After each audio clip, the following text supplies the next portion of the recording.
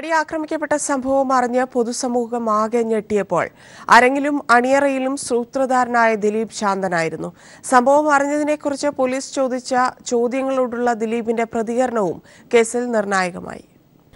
നടി ആക്രമിക്കപ്പെട്ട സംഭവം എപ്പോഴാണ് അറിഞ്ഞത്, ആരാണ് പറഞ്ഞതെന്ന പോലീസിന്റെ ചോദ്യത്തിന് ഫെബ്രുവരി 18 രാവിലെ നിർമ്മാതാവ് ആന്റോ ജോസഫ് ഫോണിൽ വിളിച്ച് കാര്യം പറഞ്ഞപ്പോഴാണ് താൻ അറിയുന്നത് എന്നായിരുന്നു ദിലീപ് നൽകിയ മൊഴി.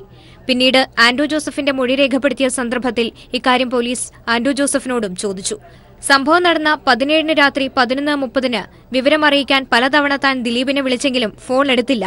പിറ്റേന്ന് രാവിലെ 9:30 തിരികെ വിളിച്ചപ്പോൾ കാര്യം പറഞ്ഞു. പക്ഷേ തിരികെ ഒന്നും പറയാതെ ഫോൺ കട്ട് ചെയ്യുകയായിരുന്നു എന്നായിരുന്നു ആന്റോ ജോസഫിന്റെ മൊഴി.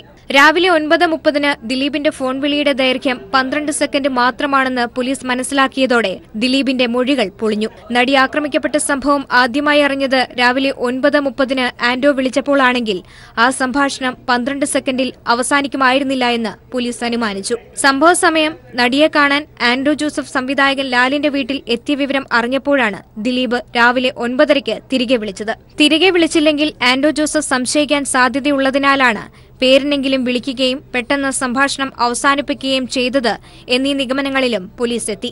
News desk.